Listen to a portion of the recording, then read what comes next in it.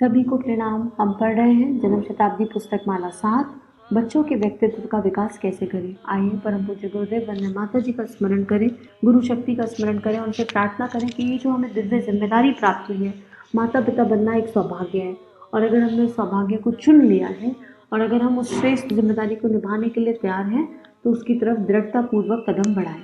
तो अब कल गुरुदेव कह रहे थे, कल हमें गुरुदेव ने समझाया कि माता पिता बनने की जो जिम्मेदारी हमने उठाई है, इसमें 5 साल तक माँ की भूमिका, गर्भ से लेकर जब तक बच्चा 5 साल का हो जाता है तब तक माँ की विशेष भूमिका है। उसके बाद पिता की, घर परिवार वालों की विशेष भूमिका है। जो चेंजेस हम बच्चों में देखना चाहते हैं वो हमारे अंदर होने चाहिए सब सर्वप्रथम, और उसके बाद ही हम कुछ कर सकते हैं। हमारे घर का वातावरण, हमारे घर को व्यवस्थित रखना, हमारी दिनचर्या सब हमारे हाथ में है। तो सभ्यता और संस्कृति का क्रम ठीक होगा तो बाकी सब कुछ अपने आप ठीक हो जाएगा। आगे गुरुदेव लिख रहे हैं, और एक और इम्पॉर्टेंट बात बताई थी कि बच्चे जो है सुनने से नहीं सीखते, क्योंकि जो सुना है वो अंतःकरण तक नहीं जाता, अंतःचेतना तक नहीं जाता, लेकिन जो देख रहे हैं बच्चे, उससे बच्चे ज़्यादा सीखते हैं। और ये बच्चों के साथ नहीं होता, ये सभी के साथ है। हमारा ब्रेन इमेजेस पे काम करता है, तो हमारा जो वो देखेगा वो जल्दी सीख जाएगा। तो अगर आपका बच्चा आपकी बात नहीं सुन रहा, इट्स फाइन, लेकिन वो आपको देख रहा है, वो हमको देख रहा है, ये हमें ध्यान और स्मरण रखना होगा। आगे गुरुदेव लिख रहे हैं, ऐसा नहीं हो कि कोई किसी के साथ बुरा व्यवहार करे और बच्चे पर उसकी छाप पड़े। इसलिए वस्तुतः एक पाठशाला बनाया जाना चाहिए। बच्चे पैदा करने हैं तो बच्चों को सुविकसित, सुसंस्कारित बनाया जाना चाहिए।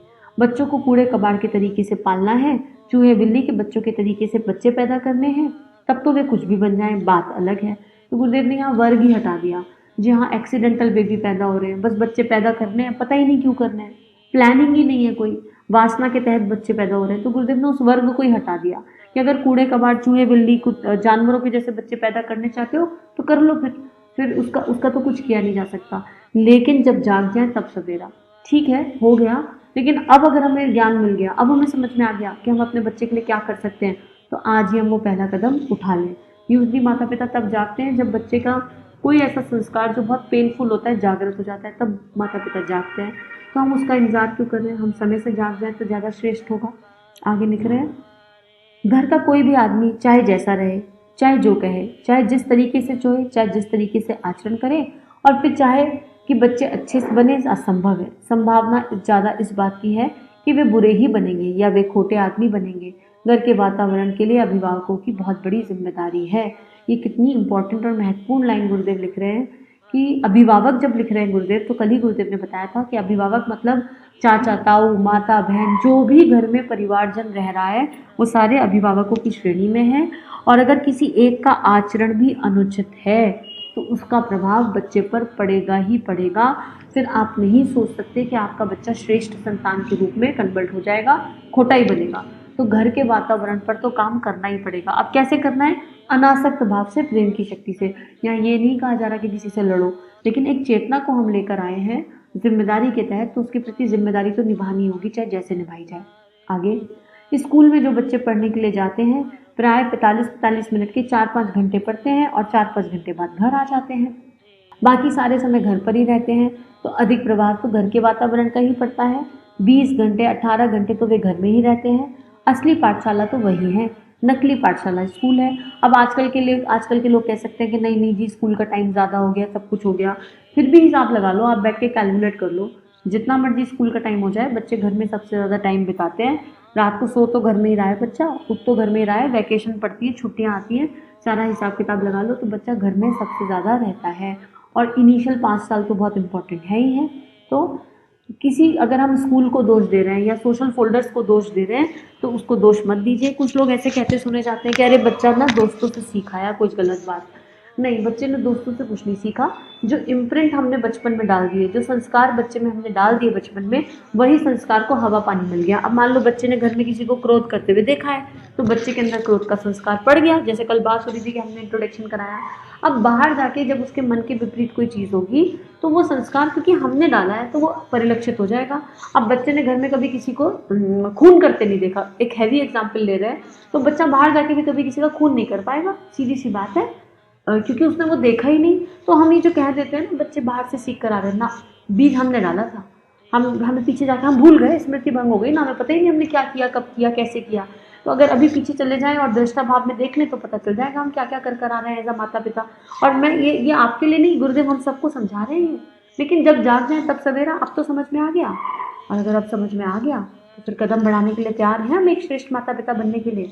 आगे गुरुदेव लिख रहे हैं, स्कूल में बच्चे को पढ़ा लिखा कर कोई लंबे चौड़े ख्वाब देखना चाहता है तो वो गलत बात है। पहले ज़माना अलग था। उस ज़माने में अध्यापक जितना पढ़ाई लिखाई पर ध्यान देते थे उससे 100 गुना अधिक ध्यान इस बात पर देते थे कि हमारे यहाँ बच्चे पढ़ने के लिए आते हैं, उन पढ़ने वाले बालकों को संस्कारवान कैसे बनाया जाए, उनका स्वभाव कैसे अच्छा बने, वो कर्मठ कैसे बने, उसके विचार करने का क्रम क्या है, काम करने की शैली क्या हो, उसका रहन सहन क्या होना चाहिए, उसको सुधारा कैसे जाए। वही पढ़ाई का मूल उद्देश्य यही होता था। अब गुरुदेव गुरुकुल की बात कर रहे हैं उस समय की, और आज भी ऐसे काफ़ी सारे स्कूल हैं। अब ये प्रश्न अपने आप से पूछ लें, ये प्रश्न पहले अध्यापक पूछते थे तो इनको फिर से रिपीट कर लेते हैं, अपने आप लिख लेते हैं। हमें अपने बच्चे को संस्कारवान बनाना है तो कैसे बनाना है, हमको एक दिनचर्या हमको फॉलो करना पड़ेगा, एक वो रूटीन व्यवस्थित वाला वो दिनचर्या, और सबसे भीतर श्रेष्ठ भावनाएं। जब भावनाएं श्रेष्ठ होंगी तो विचार श्रेष्ठ होंगे, विचार श्रेष्ठ होंगे तो बात अपने आप आचरण में दिखाई दे जाएंगे। उसके बाद बालकों को स्वभाव, अच्छा स्वभाव देना है, कर्मठ बनाना है। तो अगर घर में हम सब आलसी हैं, मान लो हम सब लेट सो के उठते हैं, तो बच्चे में कहाँ से वो कर्मठता आ जाएगी, कहाँ से वो डिसिप्लिन आ जाएगा जब अपने में ही नहीं है। स्वभाव अच्छा बनाना है तो फिर वही बात, अपने स्वभाव को चेक कर लें कि हमारे अंदर किसी के प्रति कटुता, द्वेष, राग, छल, कपट, इस तरह के लोअर एनर्जी, लोअर इमोशन तो नहीं है। तो सीधी सी बात है, अपना चेक लगाना है। और एक आंख प्यार की, एक आंख सुधार की, गुरुदेव हमेशा से बताते हैं। तो हमें वो भी ध्यान रखना है कि भाई माता पिता का रोल प्ले करते हुए डिसिप्लिन भी रखवाना बहुत ज़रूरी है। लेकिन वो डिसिप्लिन अगर आउट ऑफ एंगर और फ्रस्ट्रेशन आ रहा है तो कोई लाभ नहीं उसका। प्रेम के साथ बच्चे को समझाएंगे तो चीज़ें ज़्यादा बेहतर काम करेंगी। तो यही गुरुदेव कह रहे हैं कि ये सारे प्रश्न हम अपने आप से पूछ लें, क्योंकि पढ़ाई का मूल उद्देश्य ही केवल व्यक्तित्व का परिष्कार करना था।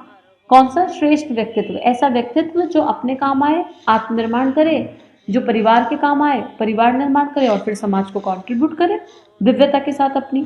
आगे लिख रहे हैं, जो मामूली ज्ञान है उसको तो लोग वैसे ही पढ़ा देते हैं, 1-2 घंटा रोज पढ़ा दिया काफ़ी है, हिसाब पढ़ा दिया, 1 घंटा रोज पढ़ा दिया, इससे बस आदमी हिसाब का जानकार हो जाएगा। इतिहास है, दूसरी चीज़ें हैं, पढ़ना लिखना है, अक्षर ज्ञान है, व्याकरण है, यह बस छोटी छोटी बातें हैं। इनका काम भी जीवन में कितना आता है, जरा सा आता है। उतनी जानकारियाँ 1-2 घंटे रोज में दे दी जाती थी और पढ़ाई चलती थी। बाकी पढ़ाई उस वक्त चला करती थी।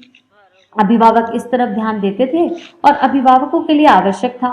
लेकिन अब घर के वातावरण बिगड़ते चले जा रहे हैं, पीढ़ियां बिगड़ती चली जाएंगी।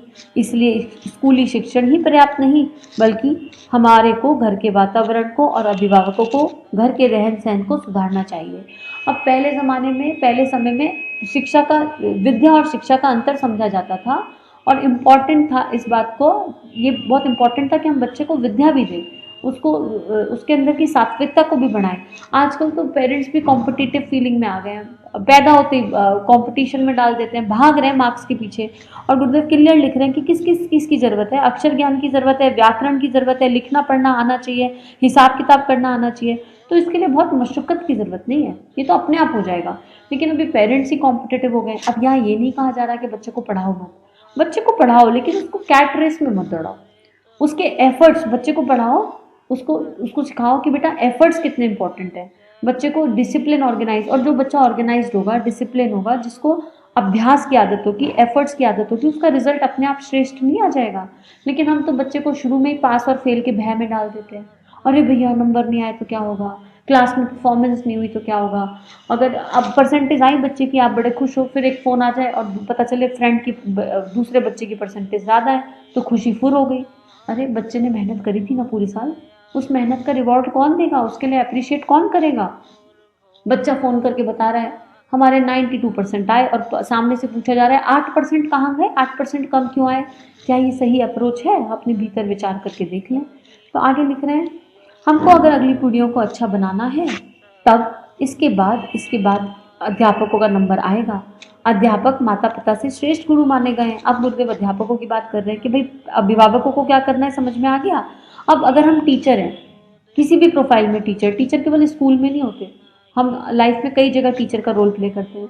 तो अगर हम अध्यापक हैं तो हमको देखना है कि हम किस तरह के अध्यापक हैं, वो गुरुदेव बता रहे हैं।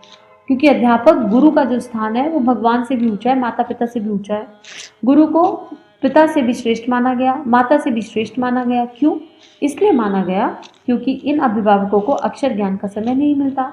समय भी मिलता है तो उनके पास योग्यता नहीं होती, योग्यता भी होती है तो थोड़ी देर के लिए 10-20 मिनट बच्चों के लिए मिल जाते हैं, अन्य धंधों में लग जाते हैं। अभी आजकल की पेरेंटिंग की बात है, सारे माता पिता जॉब कर रहे हैं, बच्चे के साथ बिताने के लिए समय ही नहीं है, और जब समय बिताते हैं तो क्वालिटी टाइम नहीं बिताते, क्वांटिटी टाइम बिताते हैं। तुमने दिन भर में क्या किया, तुम्हारा स्टेटस क्या है, पढ़ाई कैसी चल रही है, कभी ये नहीं पूछते कि आज भावनाएं कैसी रही, आज कौन सा श्रेष्ठ कर्म किया, आज के दिन तुमने किसी की सेवा करी या नहीं करी, आज तुम्हारा मन प्रसन्न है, आनंदित है, उल्लासित है या नहीं, तुम दिन भर में खिलखिला के मुस्कुराए या नहीं। इस तरह के प्रश्न तो हम बच्चों से करते ही नहीं शाम को मिलते हैं कि बच्चे को हंसा दें, उसकी भावनाओं को स्पर्श कर लें। और अब जाग जाएं, अभी तक नहीं किया तो कोई बात नहीं, अब कर लें तो भी बहुत होगा। तो आगे लिख रहे हैं, अध्यापक ही एक ऐसा व्यक्ति है जो सुशिक्षित व्यक्ति है, जिसके पास 4-5 घंटे रोज स्कूल में रहना पड़ता है। उसकी छाप आगे भी पड़ी रहती है, वो कल की बात भी पूछ सकता है, अगली बात को बता भी सकता है। माँ बाप के बाद में तीसरा नंबर जो पड़ता है अध्यापकों का पड़ता है, छोटे बच्चों के ऊपर, क्योंकि उनके लिए शासक वही, मार्गदर्शक वही, राजा वही। अब नन्हा सा, आजकल तो 2-2 साल के बच्चे स्कूल चले जाते हैं, तो उसका बहुत असर होता है बच्चों के दिमाग पर। और जो असर अध्यापक का है, उस असर को किस तरीके से इस्तेमाल किया जाए, ये अध्यापकों की बुद्धिमत्ता के ऊपर निर्भर करता है। कितनी इंपॉर्टेंट बात है। तो to be a teacher is a very big responsibility in any way. हालांकि गुरु केवल एक है, गुरु शक्ति है और बाकी सब माध्यम है, लेकिन हम स्कूल में तो टीचर हैं। तो अगर हम टीचर का रोल प्ले कर रहे हैं तो हमको बड़ा अलर्ट होना चाहिए, एक एक बच्चे के हृदय को स्पर्श करना आना चाहिए, हर बच्चे की प्रतिभा को जान सकें, समझ सकें और प्रतिभा को निखारने में बच्चे की हेल्प कर सकें। बच्चों के भीतर कॉम्पिटिटिव फीलिंग ना आने दें, बच्चों को प्रेम, संवेदना, करुणा से सींचें। ये एक टीचर की जिम्मेदारी हो जाती है। अब गुरुदेव आगे बता रहे हैं, एक विष्णु शर्मा थे। एक राजा की ये शिकायत थी कि उसके लड़के वाहियात हो गए, उज्जड़ हो गए, वो पढ़ते लिखते नहीं और उनके काबू में नहीं आते। विष्णु शर्मा ने कहा कि हम पढ़ा देंगे आपके बच्चों को बुलाया, उन्हें पढ़ने के लिए पट्टी कलम दी तो वे भाग गए, नहीं पढ़े। तब उन्होंने कहा एक और विधि है, हम अभी बताते हैं। उन्होंने बालकों को बुलाया और उनसे कहानी कहना शुरू कर दिया, बहुत मज़ेदार कहानियाँ। कहीं बच्चों को पढ़ने में बड़ा आनंद आया, बहुत मज़ा आया और कहानियाँ सुनने लगे। और कहानियों को सुनते सुनते बालक इतने निष्णात हो गए कि राजनीति और अर्थव्यवस्था में उनके पिता को बहुत प्रसन्नता हुई। उन्होंने एक लंबी चौड़ी रकम उस विष्णु शर्मा को दे दी।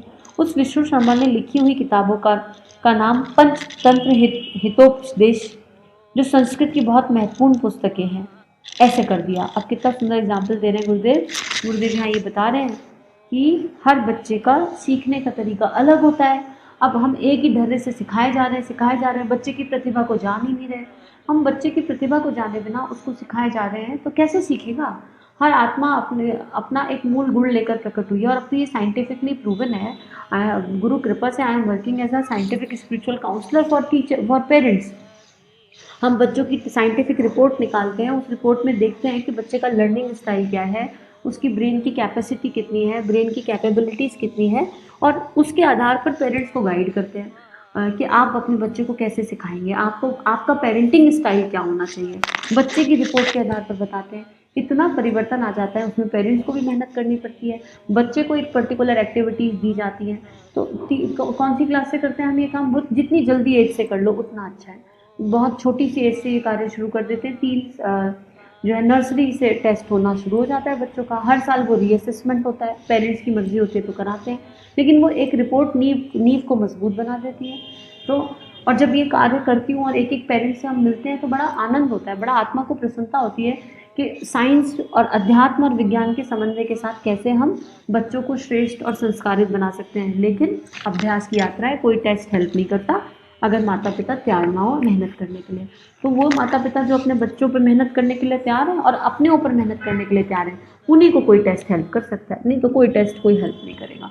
तो आज हम इतना ही स्वाध्याय करते हैं, हम फिर अपना होमवर्क करते हैं कि हमें बच्चों का माता पिता भी बनना है, उनका गुरु भी बनना है, श्रेष्ठ वातावरण देना है, श्रेष्ठ संस्कार देना है और ये जानना समझना है, वो प्रश्न अपने आप से करने हैं जो प्रश्न आज गुरुदेव ने हमें दिए। आज के लिए इतना ही, सभी को प्रणाम। हमारे YouTube चैनल को सब्सक्राइब कीजिए और बेल आइकन पर क्लिक कीजिए ताकि आने वाली सभी वीडियो की नोटिफिकेशन आपको मिलती रहे। आप सभी को बहुत बहुत थैंक यू।